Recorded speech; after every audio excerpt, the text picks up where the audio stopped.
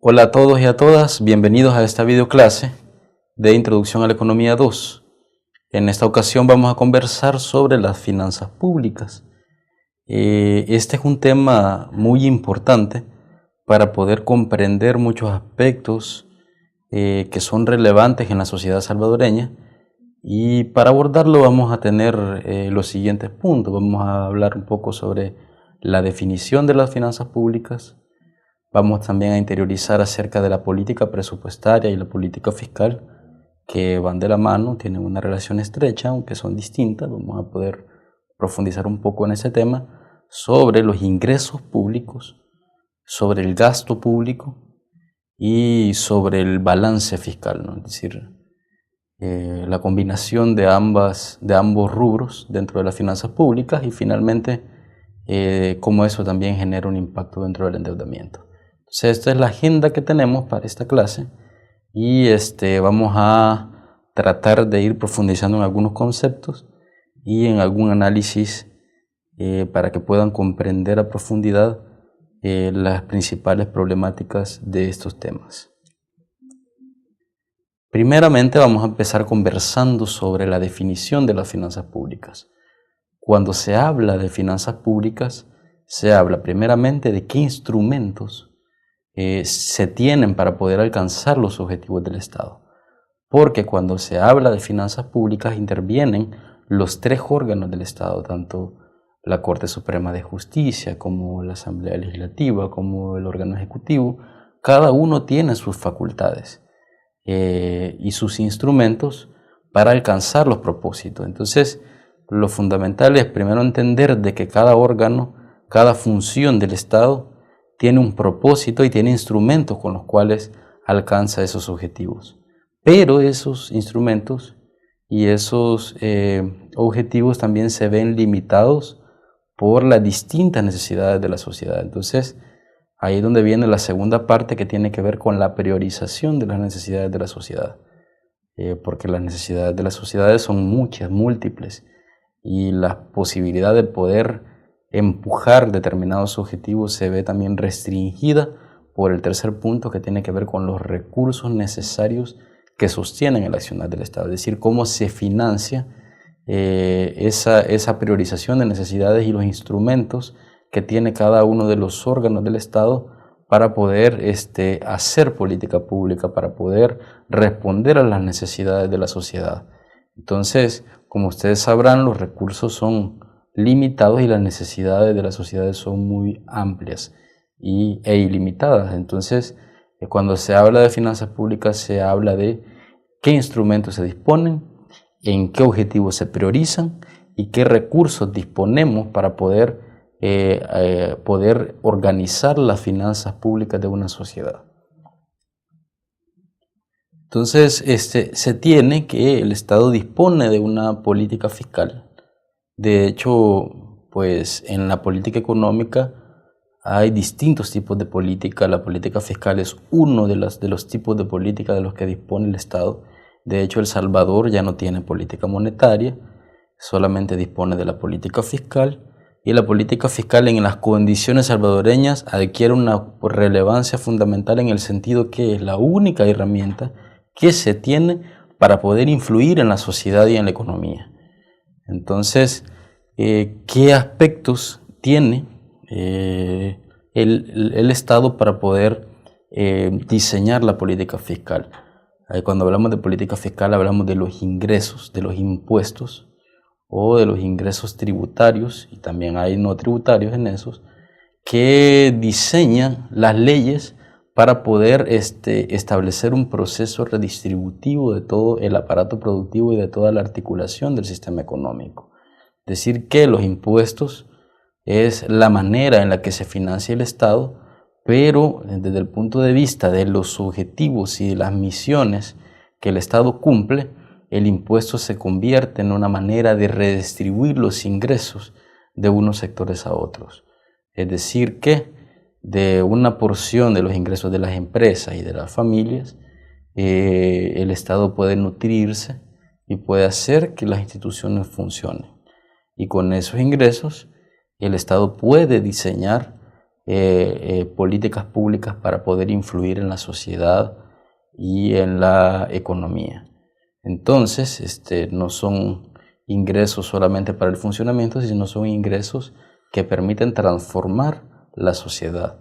Por eso, cuando se habla de una discusión redistributiva, es necesario pensar en los impuestos. Los impuestos es una forma en la que se permite garantizar una redistribución de toda la riqueza y de todo el ingreso de una sociedad y poderla transferir hacia otros sectores que no tienen o que tienen una porción muy limitada o participan de una porción limitada del ingreso nacional. Entonces, los impuestos es una forma de redistribuir donde las personas que pueden tener mayores capacidades de pago, mayores ingresos, podrían de alguna manera contribuir a que la sociedad o las políticas públicas puedan diseñarse para todo el país. El otro punto es los gastos, que se le llaman gastos, ¿no? Y allí vamos a ir viendo cómo se dividen, qué componen y todo lo demás.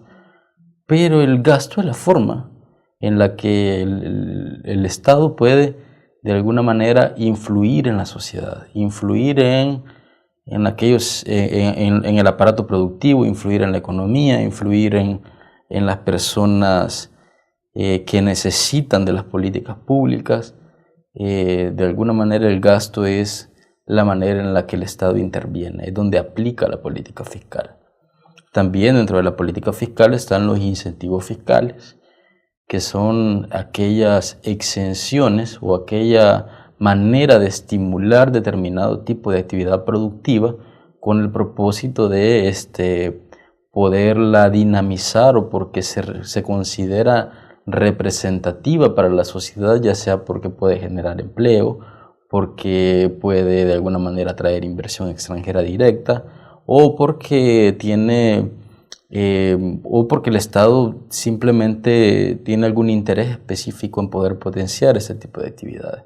Entonces ahí es donde se implementan los incentivos fiscales. Por ejemplo, todas las leyes que generan incentivos fiscales a la inversión extranjera directa, como en el ámbito del turismo, maquila, son maneras de poder incentivar estas actividades con el propósito de que estas mismas traigan recursos a la sociedad y pueda generar empleo, pueda dinamizar los mercados locales, pueda de alguna manera incentivar las exportaciones. Entonces esos incentivos fiscales tienen de alguna manera un propósito de fondo y es una forma también en la que dispone el Estado para poder también influir en la sociedad. Y luego se tiene el endeudamiento público, que es la manera en la que se financia todo ese accionar del Estado que no es posible, que no es posible financiar con los ingresos corrientes, ¿no?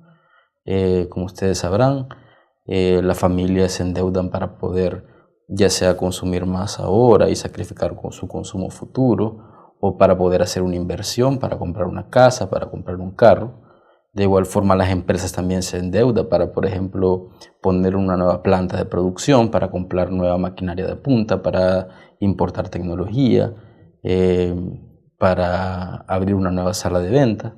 Entonces, se endeuda para poder invertir más. Entonces, o para de alguna manera consumir más, ¿no? Es decir, de repente, por ejemplo, una empresa tiene dificultades para poder, o falta de liquidez para poder operar ordinariamente, entonces pide un préstamo que luego lo va a pagar. Y de igual forma el Estado funciona de la misma manera. Hay endeudamiento que tiene que ver para su funcionamiento ordinario, otra vez otro tipo de endeudamiento que tiene que ver para obras o para infraestructura o para inversión pública, donde a veces es muy difícil poder financiar ese tipo de obras con ingresos ordinarios de corto plazo y es necesario pensar en un largo plazo. Entonces el endeudamiento también forma y constituye un elemento importante de la política fiscal. Y la política presupuestaria, que bueno, la política fiscal son como los instrumentos, la política presupuestaria es la forma específica en la que se aplican esos instrumentos. Y la política presupuestaria está regida por las leyes y las obligaciones vigentes. Ya las leyes determinan, por ejemplo, qué impuestos existen, de qué manera se recaudan. Y también hay en las leyes obligaciones vigentes. Por ejemplo, en la ley actual se tiene que otorgar el 8% de los ingresos corrientes del Estado para el FODES, que es un fondo que permite financiar la inversión de las municipalidades.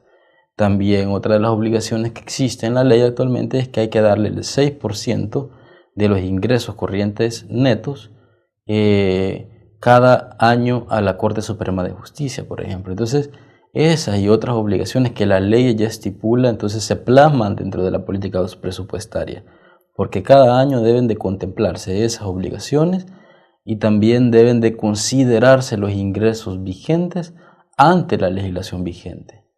También la política presupuestaria concreta o vuelve específica la visión gubernamental.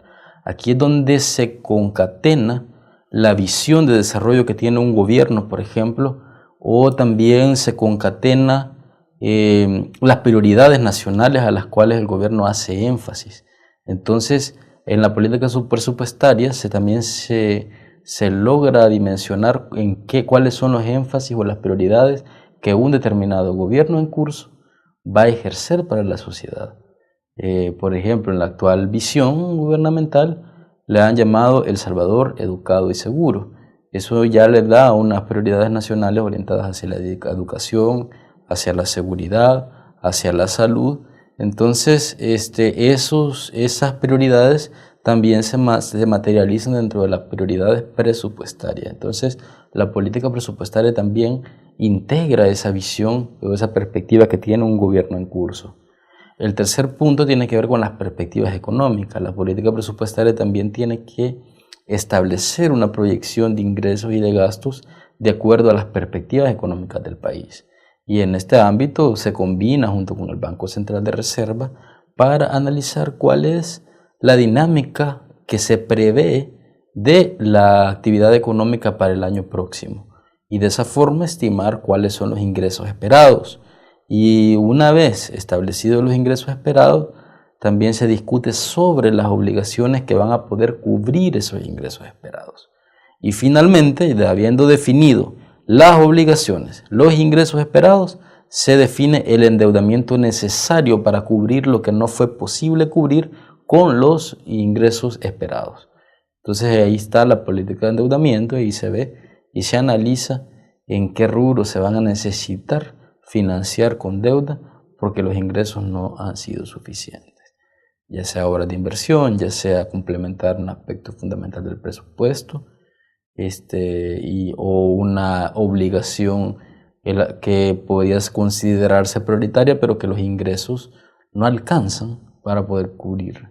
Entonces esto también se plasma dentro de la política presupuestaria. La política presupuestaria se compone como de estos 4 elementos fundamentales y que son consideradas al momento de establecer el presupuesto anual que se somete a la aprobación legislativa que se diseña con el Ministerio de Hacienda.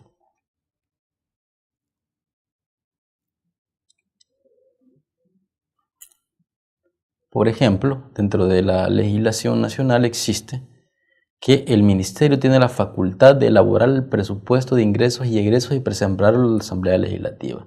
Y esto 3 meses antes de que termine el periodo fiscal vigente. Es decir que en septiembre ya el Ministerio de Hacienda tiene que haber presentado un presupuesto de ingresos y egresos a la Asamblea Legislativa para poder ser aprobado. Es decir que la facultad de elaborarlo recae sobre el Ministerio de Hacienda. La facultad de aprobarlo recae sobre la Asamblea Legislativa. Pero la Asamblea Legislativa no puede establecer modificaciones al techo presupuestario. Por ejemplo, si el Ministerio de Hacienda manda una proyección de techo o de monto presupuestario de $4.000 millones, la Asamblea Legislativa no puede antojadizamente, por ejemplo, decir, bueno, lo vamos a aumentar a 5.000, por ejemplo. Entonces, ellos tienen que respetar ese techo, sin embargo, sí puede hacer observaciones sobre el contenido y sobre otro tipo de aspectos que están presentes dentro del contenido de la política presupuestaria y del presupuesto mismo, ¿no? También otro aspecto que dice la Constitución es que el órgano ejecutivo en el ramo correspondiente tendrá la dirección de las finanzas públicas y estará especialmente obligado a conservar el equilibrio del presupuesto. Este es otro un aspecto muy importante porque se habla de que en este caso el Ministerio de Hacienda está obligado a conservar el equilibrio presupuestario, pero hasta donde sea compatible con el cumplimiento de los fines del Estado. ¿Eso qué significa? Eso no significa que los ingresos van a ser iguales a los gastos necesariamente. Lo ideal es eso, es que una sociedad pueda generar los ingresos necesarios y suficientes para poder hacer frente a sus obligaciones. Eso es un equilibrio presupuestario idóneo, pero ninguna sociedad lo cumple. Algunas, por ejemplo, algunas obras de infraestructura a largo plazo que de carácter estratégico requieren de un financiamiento, de un endeudamiento que no se financia con ingresos ordinarios, sino que es necesario acompañarse de otros procesos de endeudamiento público. Entonces, cuando se habla del equilibrio presupuestario es tratar o pretender de que al menos los ingresos logren cubrir los gastos. Pero si eso no es posible, tampoco significa que el presupuesto no va a poder presentarse, porque lo importante también es ponderar el hecho de que el Estado también tiene fines y prioridades y obligaciones establecidas por ley que debe de cumplir. Y por lo tanto también esas obligaciones deben de buscarse concretar para poder hacer efectivo un presupuesto eficaz o que responda a las necesidades de la sociedad. El otro tema es que el presupuesto general de este Estado, eso es importante porque yo creo que esto marca en sí la técnica presupuestaria o el procedimiento según el cual se diseñan los presupuestos. Es decir, que el presupuesto general del Estado contendrá para cada ejercicio fiscal la estimación de todos los ingresos que se espera percibir de conformidad con las leyes vigentes. Voy a hacer una pausa acá. ¿Qué significa esto? Que según las leyes vigentes se hace una estimación de los ingresos posibles del siguiente año, de la expectativa de ingresos. ¿Y qué significa la ley vigente? Que solamente se pueden proyectar los ingresos de acuerdo a la legislación vigente. Eso significa que hay impuestos que están vigentes y esos impuestos vigentes son los que se va a poder establecer una proyección de cuánto va a recaudarse el siguiente año. Yo no puedo, por ejemplo, decirme, tengo la expectativa de aprobar un impuesto y a partir de eso voy a sobrellevar un ingreso. No se puede. Tiene que ser de acuerdo a las leyes vigentes. Es decir, de acuerdo a las leyes se estiman cuántos ingresos es posible percibir en el futuro. Entonces dice que se espera percibir de conformidad con las leyes vigentes a la fecha en que sea votado, así como la autorización de todas las erogaciones que se juzgue convenientes para los fines del Estado. ¿Qué es lo que está diciendo esta parte final? Es que la sociedad tiene muchas necesidades y el Estado es un garante de todas esas necesidades y de muchos derechos. Entonces, pero esas obligaciones están sujetas a la posibilidad de los ingresos que se tienen, a los ingresos que se esperan percibir. Entonces, partiendo de esos ingresos que se espera percibir es que se definen cuáles erogaciones se va a hacer frente y cuáles no. Entonces, ¿cómo ha sido la técnica presupuestaria hasta el momento? Y es que, bueno, primero se definen o se estiman los ingresos. Segundo, se definen las erogaciones que esos ingresos pueden cubrir. Y tercero, las que no se pueden cubrir se dejan para el siguiente año con el propósito de, en el proceso de ejecución del presupuesto, se aprueba nuevos préstamos, nuevos endeudamientos para poder financiarse. En otras ocasiones y en los otros años, lo que se hace es que de una vez, con la misma presentación del presupuesto, se aprueba la deuda del siguiente año. Es decir, que se establecen todas las obligaciones que se consideran prioritarias y de una vez se aprueba la deuda. Entonces, esas son como las dos técnicas que han estado presentes en el ejercicio de las finanzas públicas. Una es aprobar la deuda en el momento en el que se presenta el presupuesto y en el que se vota el presupuesto. O dos, aprobar de acuerdo a las prioridades de gasto que los ingresos logran cubrir y se dejan otras obligaciones que se consideran estratégicas para aprobar deuda en el siguiente año con el propósito de poder obtener los ingresos ya aprobados, ¿no? Es decir, porque de alguna manera ningún Estado, ningún gobierno puede meter en el presupuesto ingresos que no tiene. Entonces, aquí no entran las expectativas de ingresos nuevos, sino que solamente es lo que se espera percibir de acuerdo a las leyes vigentes. Entonces, el presupuesto es un presupuesto del sector público no financiero. Todos los presupuestos que se aprueban en la Asamblea Legislativa es del sector público no financiero.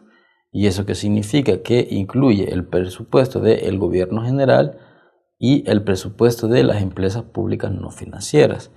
En el caso del gobierno general está compuesto por el gobierno central, los gobiernos locales y las instituciones públicas de servicio. Entonces, cuando se aprueba el presupuesto, se habla de un presupuesto del sector público no financiero. Ingresos públicos. ¿De qué ingresos públicos dispone el Estado salvadoreño? Aquí es importante comprender tres distinciones o tres conceptos. 1. Impuestos directos. 2. Impuestos indirectos. Y 3. Las contribuciones especiales. ¿Qué son los impuestos directos? Los impuestos directos son aquellos que sí distinguen de la capacidad de pago de los tributantes, de los contribuyentes. Por ejemplo, el impuesto sobre la renta. El impuesto sobre la renta se aplica tanto a los salarios como a las ganancias empresariales. ¿Qué significa? Que si una persona gana $1,000, por ejemplo, va a pagar de renta $100 porque es el 10%. Igual, si una persona gana $2,000, no va a pagar $100, sino que va a pagar $200 porque es el 10%. Es decir, que a medida que el ingreso va creciendo, la tributación también crece. Y de esa forma distingue el nivel de ingresos que tienen las personas para poder tributar. Por eso los impuestos directos se consideran progresivos. Es decir, que cuando se habla de una estructura, por ejemplo, progresiva, significa que está compuesta mayormente por impuestos directos. Y eso significa que la estructura tributaria está financiada por las personas que tienen mayor capacidad de pago. Sin embargo, están los otros tipos de impuestos que son indirectos, que esos indirectos no distinguen la capacidad de pago de las personas. Por ejemplo, el IVA, el impuesto al valor agregado, que eso se paga de acuerdo a lo que las personas consuman, pero todas pagan un mismo impuesto independientemente del nivel de ingresos que tenga. Por ejemplo, una persona que va al súper y gana $1,000 y compra $100, por ejemplo, en el supermercado, va a pagar siempre el 13%, es decir, $13. Y otra persona que gana $300 y compra $100 en el súper también va a pagar la misma cantidad. Es decir, que los impuestos indirectos, que son en su mayoría el consumo, no distinguen el nivel de ingresos de las personas. Todos lo van a pagar de acuerdo a su capacidad de consumo.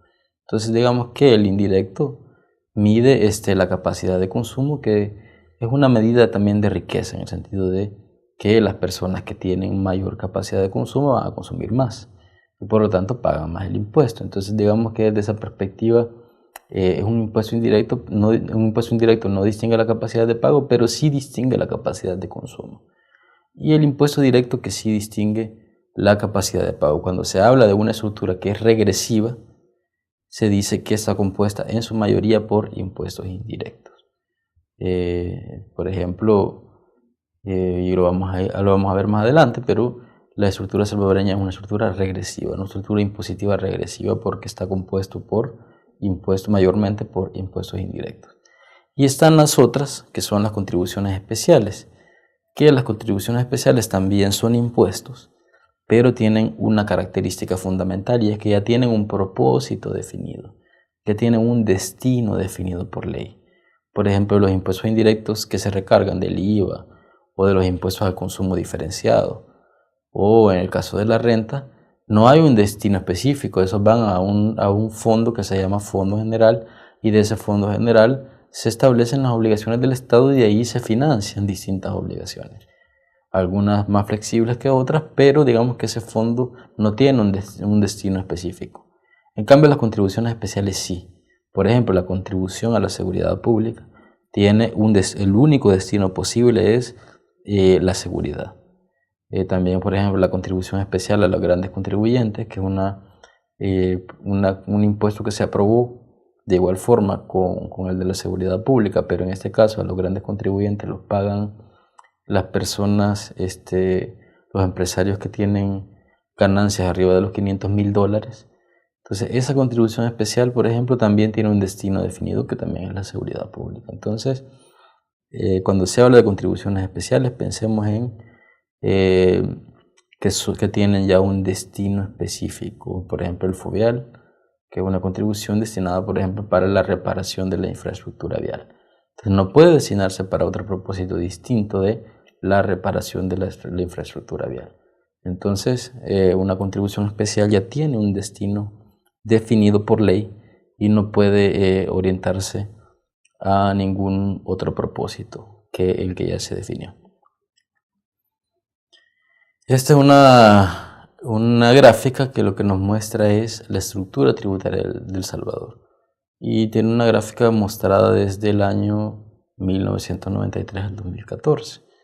Si ustedes ven, la mayor parte de los impuestos en El Salvador son impuestos indirectos, es decir, que se recauda del consumo de las personas y que es una estructura tributaria regresiva porque no distingue la capacidad de pago de las personas. Entonces, quienes están tributando todas las personas independientemente de su nivel de ingresos. Y los directos, que sí distinguen del nivel de ingresos, en este caso han representado una menor proporción de lo que se recauda a nivel de la hacienda pública. Para que tengan ustedes una idea, en 1993 los impuestos indirectos representaban el 75% aproximadamente de todo lo que se recaudaba. ¿Qué significa? Que 75 de cada $100 recaudados por el Ministerio de Hacienda provenían de impuestos indirectos que no distinguen la capacidad de pago de las personas. Y los directos, que sí distinguen, representaban solo 25 de cada 100. Actualmente se ha hecho más progresiva. Ha habido unas reformas recientes que se empujaron del 2009 que hicieron o mejoraron la progresividad de la estructura tributaria, y eso se refleja, por ejemplo, que en el 2014 40 de cada $100 recaudados provenían ya de impuestos indirectos, es decir, que ha mejorado la progresividad, y 60 de cada 100 son indirectos, pero sigue siendo una estructura que es regresiva, es decir, que está cargada fundamentalmente al consumo y que no distingue la capacidad de pago. En el caso de los directos sí. Por ejemplo, a nivel de impuestos, uno de las modificaciones que hubo de los impuestos directos, por ejemplo, fue dejar exento a los asalariados menores que tenían salarios menores a $500. Actualmente, antes del 2009 ellos pagaban en renta, ahora ya no pagan renta, es decir, se les quitó la renta a las personas que tienen salarios menores de $500 y se les aumentó a aquellos, se aumentó 5% a aquellas empresas con mayor capacidad de pago. Entonces ese tipo de modificaciones mejora la progresividad y hace que la recaudación tributaria se enfoque más en las personas o en los agentes económicos que tienen mayor capacidad de pago. Sin embargo, pues en esto hay mucho que abordar. Por ejemplo, aquí entra el tema, por ejemplo, de la evasión fiscal. Hay muchos agentes económicos que tienen más capacidad institucional para poder evadir impuestos. Por ejemplo, un asalariado no puede fácilmente decir no voy a pagar la renta, por ejemplo. O una persona que compra en un supermercado no puede decir, miren, no voy a pagar el IVA. Pero la gente que paga ese impuesto no es la misma que lo traslada al Ministerio de Hacienda. Y en esa diferencia de traslado entre el pago del impuesto y las personas que lo llevan al Ministerio de Hacienda, a veces se dan procesos de evasión fiscal que lo que hacen es limitar que los ingresos del Estado puedan crecer. Se estima que la evasión en El Salvador ronda los $2.000 millones, que es una cifra que no es poca, es bastante significativa. Entonces, en el tema de los ingresos sí sigue siendo regresiva, se ha mejorado la progresividad, pero es necesario avanzar más, por ejemplo, en las mejoras institucionales para el combate de la evasión. Estos son los ingresos públicos de América Latina, solo para que ustedes tengan una idea. En realidad, esta gráfica lo que muestra es cuánto representa los ingresos que recauda el Estado del Producto Interno Bruto. Si ustedes pueden ver, por ejemplo, en América Latina para 2016, el 18% más o menos, se recauda el 18% del Producto Interno Bruto. Actualmente Centroamérica es de los que tiene una carga tributaria más baja, lo que significa es que los ingresos que recauda son menores en relación al PIB. Por ejemplo, es de 15.6 en Centroamérica. El Salvador lo ha aumentado significativamente desde el 2009, que eran como del 13%, y actualmente del 16% ha mejorado la carga tributaria, pero todavía hay un gran desafío. Por ejemplo, si uno ya ve países como México o como los países de América del Sur, tienen cargas tributarias del 20%, lo que significa es que ellos recaudan o los ingresos del Estado representan el 20% de toda la producción del país. En Centroamérica todavía es 15%, 15,6%, en El Salvador ronda el 16%. Pero es importante avanzar en esto. ¿Y por qué es importante? Porque toda sociedad que aspira a un proceso de transformación, que busca desarrollar la infraestructura, que busca crear capacidades institucionales, mejorar la educación, la salud, mejorar los servicios públicos, hacer que el Estado pueda asumir otro tipo de obligaciones que demanda la población, el combate de la seguridad, por ejemplo, u otros aspectos que están vinculados sobre cómo la sociedad debe de concebirse hacia otro estadio cualitativamente mejor o para un proceso de desarrollo distinto, necesita tener un Estado fuerte. Entonces eso es imposible si los ingresos que percibe siguen siendo bajos en relación a, por ejemplo, los países del sur o países, por ejemplo, como Canadá, Brasil o Argentina, que tienen cargas tributarias cercanas al 33%, o Costa Rica, que tiene una carga tributaria del 22%. Entonces, si se piensa en una sociedad que quiere avanzar y evolucionar, debe de recaudar más, distribuir mejor y hacer que esa recaudación distinga del ingreso, es decir, que sea más progresiva.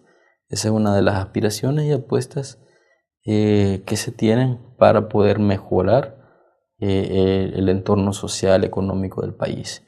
Entonces, si se recauda más, hay más posibilidades de robustecer el Estado y de fortalecer las políticas públicas.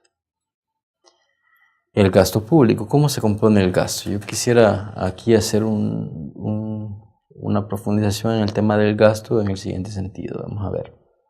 Normalmente el gasto tiende a proyectarse como algo negativo, pero es importante entender qué es el gasto y a qué se destina, ¿no? Por ejemplo, en este país, el gasto del gobierno se compone en gasto de capital. El gasto de capital es la inversión pública, por ejemplo, la construcción de carreteras, el mantenimiento de carreteras, la construcción de hospitales, la construcción de infraestructura. Todo lo que tiene que ver con inversión pública está en el gasto de capital. ¿Qué más? El pago de las AFP. El gobierno tiene desde más o menos desde 1998 que se reformó el sistema, tiene una serie de obligaciones que han sido atribuidas a las finanzas públicas para el pago de las AFP, y eso incluye servicio de la deuda, que no voy a entrar en detalle, e incluye un complemento para el pago de los pensionados actuales. Entonces también es una obligación que tiene el Estado y que debe ser concebida dentro de cada presupuesto. Debe de amortizar la deuda, es decir, que ese proceso de endeudamiento que ha tenido el Estado debe de irse pagando año con año y en cada presupuesto. Entonces eso se concibe qué parte o qué porción del presupuesto se destina para abonar a la deuda vieja que el Estado ha emitido y además a los intereses que se van pagando de la deuda que ya se ha emitido. Y también tiene gasto corriente. Y en el gasto corriente incluyen salarios, subsidios y programas sociales, incluye compra de bienes y servicios e incluye intereses de la deuda. Entonces, en este gasto corriente, de alguna manera está, por ejemplo, el salario de las enfermeras, de los doctores, de los docentes, de todos los funcionarios del sector público que de alguna manera posibilitan que el Estado pueda hacer un ejercicio de las políticas sociales, económicas y sectoriales. También con el gasto corriente se otorgan los subsidios y se pagan los programas sociales, el subsidio al gas, por ejemplo, o los programas como el apoyo temporal al ingreso, como la pensión básica universal que se está empujando a 33 familias, como el vaso de leche, como el otorgamiento de los uniformes y de los útiles escolares. Entonces esos son subsidios que de alguna manera también se contabilizan dentro del gasto corriente. Entonces también incluye la compra de bienes y servicios. Ahí están, por ejemplo, las medicinas, están, por ejemplo, las ambulancias, están, por ejemplo, el equipo que utiliza la policía, el equipo que utilizan los bomberos. Todo eso forma parte de la compra de bienes y servicios, la papelería, todo ese tipo de aspectos. Y está también dentro del gasto corriente todos los intereses de la deuda vieja. Entonces ahí se contabilizan todos esos intereses que han sido, que se van pagando año con año. Este es el gasto público de América Latina y el Caribe. Y este también es un gráfico que demuestra que también tener un gasto bajo no es un símbolo no es un símbolo positivo. De hecho, tener un gasto bajo lo que nos está diciendo es que el Estado está diseñando o las políticas públicas que está diseñando no son tan robustas como otros países o están muy limitadas. Entonces un gasto bajo lo que significa es que hay un Estado débil. Entonces, como decía, para poder superar muchas de las brechas sociales, la desigualdad, pensar en una infraestructura de calidad, en un transporte público de calidad, por ejemplo, se necesita hacer gasto público.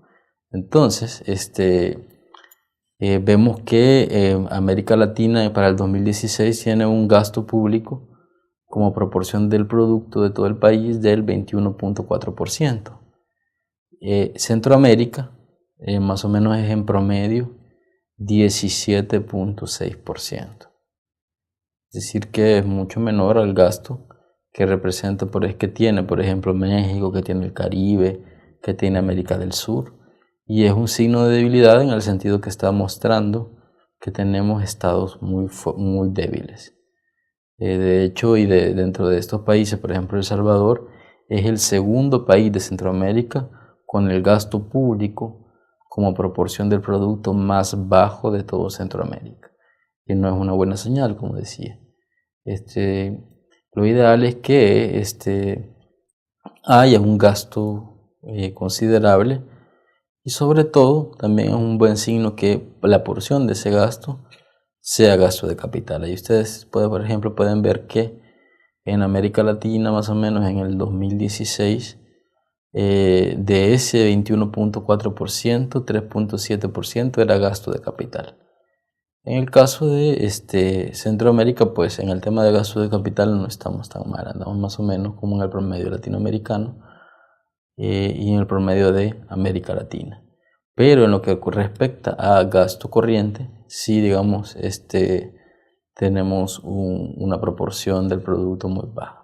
Y como decía, eso no es tan saludable, porque aun cuando el gasto corriente se proyecta como algo negativo, es también una forma del Estado de poder influir dentro de la sociedad. Como decía, ahí está el gasto de las enfermeras, con la contratación de nuevos docentes, el equipo para fortalecer las escuelas, por ejemplo, o la compra de una ambulancia, o la compra de cama, equipo médico, medicinas.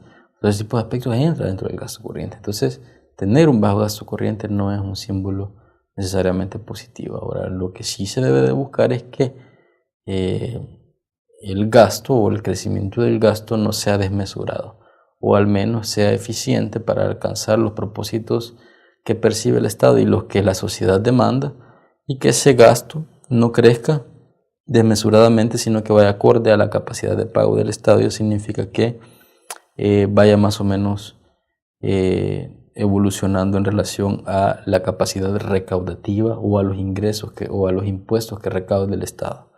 Entonces ese es como el parámetro que debe tomarse en cuenta, porque de esa forma se evita que la deuda tenga una dinámica insostenible. Aquí yo les traigo un ejemplo. Por ejemplo, este es el gasto, la porción de los gastos legales que venían en el presupuesto del 2017, del presente año. ¿Qué pasó? Por ejemplo, aquí ustedes pueden ver lo que la ley ya mandata o que se debe destinarse para el pago, que son gastos legales o ineludibles. Eso significa que estos gastos no pueden sacarse del presupuesto porque ya son obligaciones que va acarreando año con año el presupuesto. Por ejemplo, ahí tenemos que el 6% que establece el artículo 172 de la Constitución, el 6% de los ingresos corrientes que se asigna a la Corte Suprema de Justicia son 267 millones, casi 268. A las municipalidades se les da 345 millones. De deuda pública que tiene que ver con los intereses y las amortizaciones hay que pagar 914 millones.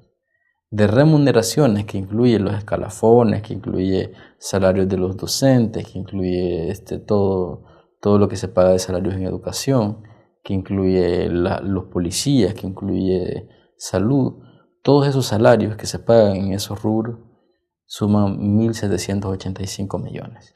La compra de bienes y servicios son 370 millones. Aquí incluso está implícito los medicamentos. El subsidio, por ejemplo, del gas licuado y el transporte de pasajeros suman 779 millones. Eso es un total de 3.763 millones. Para que ustedes tengan una idea, eso representa el 76% del gasto público que contenía el 2017. Es decir, que estos gastos difícilmente pueden reducirse. Y solamente queda un 25% aproximadamente del presupuesto para poder hacer política pública.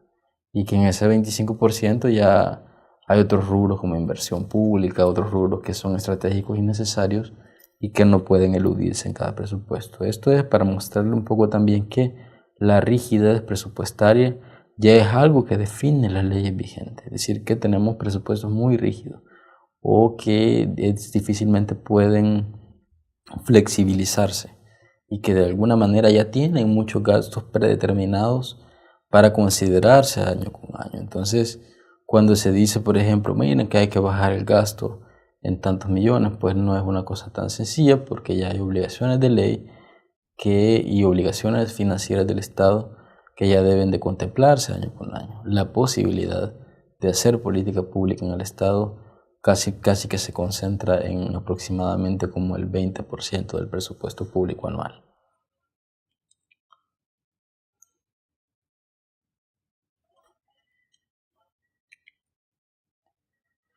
Este es un poco el balance fiscal. Esto ya es para ver, ir confrontando el resultado fiscal, que es la diferencia entre los ingresos y los gastos. Esta gráfica, más bien, aunque se ve un poquito complicada, voy a tratar de profundizar un poco. Lo que nos refleja es cómo ha variado la diferencia entre los ingresos y los gastos del Estado. Por ejemplo, nos enfocamos en el 2000. Ustedes fíjense en el año 2000. En el año 2000 no estaba funcionando todavía el sistema privado como tal. Sí se había aprobado ya la ley, la reforma del sistema, pero de reforma del sistema de pensiones, pero ya en el 2000 ya, digamos, empieza a demandar recursos del Estado. Si ustedes ven, antes de eso, esa línea gris no existe. Esa línea gris nos está diciendo las nuevas obligaciones que generó la reforma de pensiones privada. Y por ejemplo, eso hace o ejerce una presión fuerte para el déficit fiscal. Entonces vamos a enfocarnos en dos líneas, en la amarilla y en la gris. En el caso de la amarilla refleja cuál ha sido la diferencia entre los ingresos y los gastos del Estado, incluyendo el gasto de pensiones. Entonces, por ejemplo, en el 2001 el déficit fiscal representó un menos 4.4% del PIB. Esos puntitos y esos números lo que representa es cuánto representa el PIB, el déficit fiscal del Producto Interno Bruto. Y vemos que eso ha venido evolucionando. Por ejemplo, si ustedes ven en el año 2009, ese déficit fiscal llegó a ser de menos 5.7%. Y eso tiene que ver que en ese año hubo una recesión muy fuerte de la economía. El Producto Interno Bruto decreció a menos 3.1%. Hubo un impacto de la crisis financiera internacional muy significativo. El Salvador fue de los más afectados y es el país que no impulsó políticas contracíclicas para poder reactivar la actividad económica, por lo menos no en ese año, es hasta después que ya se empieza a regular o a empujar una política fiscal más expansiva. Pero digamos de que el déficit en el 2009 fue de menos 5.7%, incluyendo pensiones. Y ese déficit se redujo del 2009 al 2017 a menos 3.6%. Es decir, que lo que significa es que ha habido una reducción del déficit y eso significa que ha habido un proceso de ajuste y eso fortalece las finanzas públicas. Si ustedes le quitan el gasto de pensiones, ese déficit llega a menos 1.5, es decir que lo que se paga de pensiones es casi 2 puntos del Producto Interno Bruto y representa más de la mitad del déficit fiscal. ¿Y eso a qué se debe? A que desde que se reformó el sistema de pensiones, como decía anteriormente, se le trasladaron obligaciones muy fuertes al Estado que ha tenido que asumir año con año y que antes de la reforma no existían esas obligaciones. Entonces hoy con la reciente reforma es posible pensar que las presiones que ejerce el sistema de pensiones a las finanzas públicas van a ser considerablemente menores.